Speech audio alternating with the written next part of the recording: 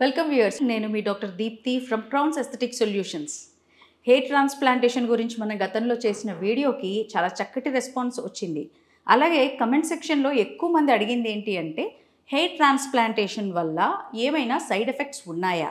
ఈ మధ్యలో కొన్ని న్యూస్లో వినడం, న్యూస్ పేపర్స్లో కూడా చూడడం జరిగింది. పలానా వాళ్లకు కన్ను ఇన్ఫెక్షన్ అయిందని, ఇలాంటివి.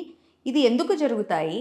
మనకి కూడా జరిగే అవకాశాలు ఉంటాయా? ఎంతమందిలో ఇది సంభవించవచ్చు? ప్రోస్ అండ్ కాన్స్ ఏంటి అనే గురించి అడిగారనమాట. సో ఈరోజు మన టాపిక్ అదే.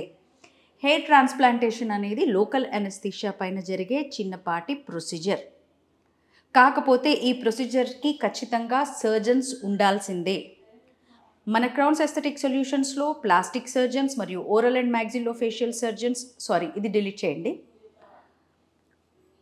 మన క్రౌన్స్ ఎస్థెటిక్ సొల్యూషన్స్లో ప్లాస్టిక్ సర్జన్స్ మానిటరింగ్లో, వారి పర్యవేక్షణలో మాత్రమే హెయిర్ ట్రాన్స్ప్లాంటేషన్స్ జరుగుతాయి. కనుక మనం సేఫ్ ఉన్నట్టు. అయితే మరి గతంలో మనం టీవీల్లో, న్యూస్ పేపర్లో చదివింది ఏమిటి? ముంబైలో ఎవరికో ప్రాణాపాయం కలిగింది, హైదరాబాద్లో మరెవరికో కన్ను పోయింది. ఈ న్యూస్ ఎక్కడి నుంచి వచ్చింది?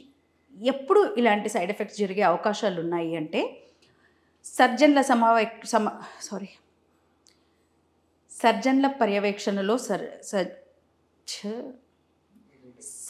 పర్యవేక్షణలో ప్రొసీజర్స్ జరగకపోతే, ప్రొసీజర్స్ చేసేది కేవలం టెక్నీషియన్స్ మాత్రమే, సర్జన్స్ అక్కడ లేరు అన్నట్లయితే, అలాగే 3500 గ్రాఫ్ట్స్కి మించి పెట్టాల్సి వచ్చినప్పుడు ఒకే రోజులో ప్రొసీజర్ చేయడం, ఇవి సైడ్ ఎఫెక్ట్స్కి మెయిన్ కారణాలు. అయితే ఇంకా చిన్న చిన్న కారణాల విషయానికి వస్తే, ఎనఫైలాక్టిక్ రియాక్షన్ అనేది ఒకటి ఉంటుందండి.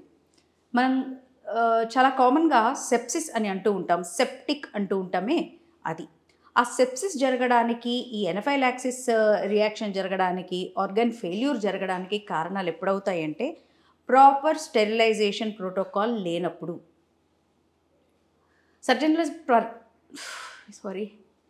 సర్జన్ల పర్యవేక్షణలో ఈ ప్రొసీజర్స్ జరిగినప్పుడు ఈ ప్రోటోకాల్ అనేది, ఈ స్టెరిలైజేషన్ ప్రోటోకాల్ అనేది చాలా స్ట్రాంగ్గా ఉంటుంది. ఇందులో వాడే పంచెస్, నీడిల్స్ ముఖ్య పాత్ర వహిస్తాయి.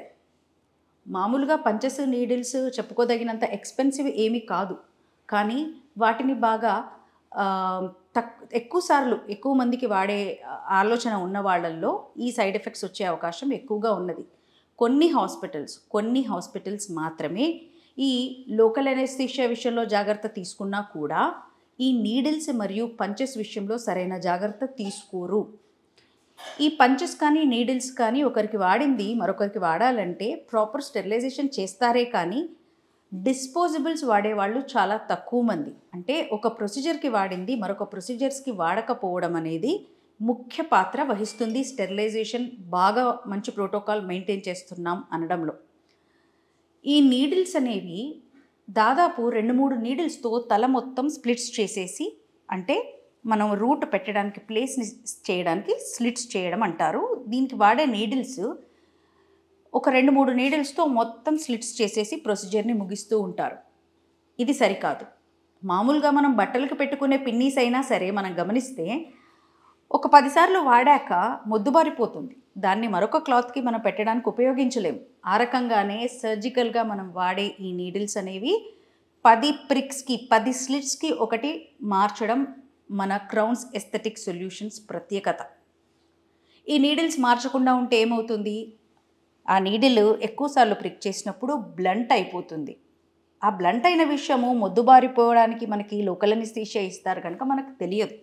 ఆ బ్లంట్ అయిపోయిన దాన్ని ప్రెస్ చేస్తూ, ప్రెషర్ అప్లై చేస్తూ టిష్యూలోకి దింపినప్పుడు అడుగున ఉన్న టిష్యూ నలిగే అవకాశాలు ఎక్కువ ఉంటాయి.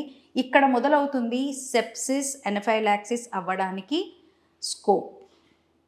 కనుక ఈ నీడిల్స్ అనేవి, ఈ పంచెస్ అంటే ఏంటి అంటే వెనక హార్వెస్టింగ్కి యూజ్ చేసేవి, గ్రాఫ్ట్ని తీయడానికి వాడేవి పంచెస్. ఈ పంచెస్ విషయంలో కూడా చాలామంది కక్కుర్తిగా వ్యవహరిస్తూ ఉంటారు కొన్ని క్లినిక్స్. ఏంటి అంటే ఒకరికి వాడింది ఉడకబెట్టి ఆటోక్లేవ్ చేసి లేదా యూవీ స్టెరిలైజేషన్ చేసి మరొకరికి వాడడం, ఇది సరికాదు. ఇవి మైక్రోస్కోపికల్గా ఉన్న ఆ గ్రాఫ్ట్స్ని తీయడం కనుక ఇటువంటి చిన్న చిన్నవి ఆ పంచెస్లో ఇరకడము లేదా ప్రాపర్గా స్టెరిలైజేషన్ అవ్వకపోవడము జరిగినచో మళ్ళీ సెప్సిస్, ఎనఫైలాక్టిక్ రియాక్షన్స్ ఇవన్నీ జరిగి ఆర్గన్ ఫెయిల్యూర్ దాకా పోయే అవకాశాలు ఉన్నాయి కనుక క్రౌన్స్ ఎస్థెటిక్ సొల్యూషన్స్ మాత్రం ఆ ఛాన్స్ కూడా తీసుకోదు. మీ సేఫ్టీని దృష్టిలో పెట్టుకొని నీడిల్స్, పంచెస్ రీయూజ్ చేయడం అనేది అస్సలు జరగదు మన దగ్గర. డిస్పోజబుల్స్ని మాత్రమే వాడతాము. సో ఇటువంటి చిన్న చిన్న విషయాలు మనం ప్రొసీజర్లో ఉన్నప్పుడు మనం ఇవి అడిగి తెలుసుకోలేము కనుక మీరు ట్రాన్స్ప్లాంటేషన్ కోసం డబ్బులు వెచ్చిస్తున్నప్పుడే క్లియర్గా మీ డాక్టర్తో డిస్కస్ చేయండి. ఇలాంటి వాటి గురించి అడగండి, తప్పులేదు. ఎటువంటి పంచెస్ వాడతారు, ఈ పంచెస్ ఎంత డయామీటర్వి వాడతారు, ఎందుకు ఈ డయామీటరే వాడతారు, ఇటువంటి క్వశ్చన్స్ మీరు అడిగితే మీకు క్లియర్గా వారు చెప్తున్నారా లేదా అనే విషయాన్ని మీరు గ్రహించి ఆ తర్వాత మీరు డెసిషన్ తీసుకోండి. ఖచ్చితంగా సర్జన్ అనేవారి పర్యవేక్షణలో ఈ ప్రొసీజర్స్ జరగాల్సిందే. ఒకవేళ అటు ఇటు చిన్నపాటి ఎమర్జెన్సీ జరిగినా కూడా సర్జన్స్ ఉన్నప్పుడు మనం సేఫ్గా ఇంటికి వెళ్ళొచ్చు. కనుక ఎవరు సర్జరీ పెర్ఫామ్ చేస్తున్నారు అనేది మీరు క్షుణ్ణంగా తెలుసుకోండి.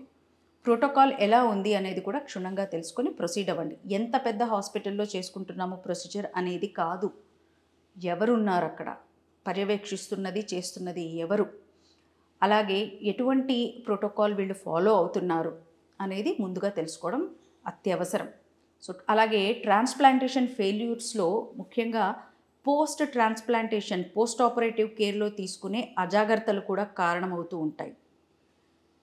ఈ నీడిల్స్, పంచెస్, అనెస్థెటిక్ మెడికేషన్స్ ఇవన్నీ ప్రాపర్గా వాడినా కూడా పోస్ట్ ప్రొసీజర్ మీరు కనుక జాగ్రత్తలు తీసుకోకపోతే, డిహెచ్టి బ్లాకర్స్ వాడకపోతే పెట్టిన జుట్టు పదిలంగా వస్తుందా లేదా అనేది మనం త్వరగా చెప్పలేము.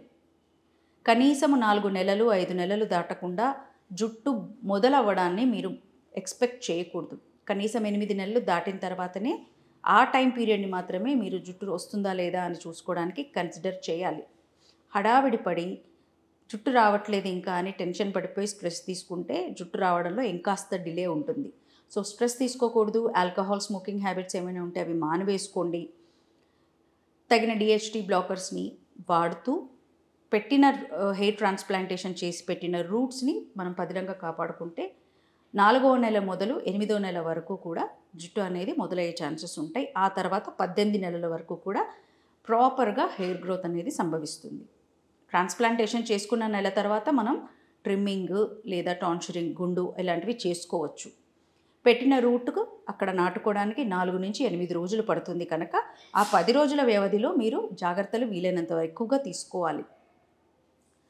Pre operative and post operative care గురించి ముందుగానే డిస్కస్ చేసి మీకు ఏ మెడిసిన్స్ పడతాయి, ఏ మెడిసిన్స్ పడవు, మీ మెడికల్ హిస్టరీ ఏంటి, ఏవైనా హెల్త్ ఇష్యూస్ ఉన్నాయా, ఏవైనా మెడికేషన్స్ మీద ఉన్నారా, ఏవైనా డ్రగ్స్ తీసుకుంటున్నారా, మెడికేషన్స్, ఆల్కహాల్ హ్యాబిట్స్ ఎలా ఉన్నాయి, మీ బ్లడ్ రిపోర్ట్ ప్రాపర్గా ఉందా, ఇవన్నీ క్షుణ్ణంగా తెలుసుకున్నాకే హెయిర్ ట్రాన్స్ప్లాంటేషన్కి ప్రొసీడ్ అవ్వండి.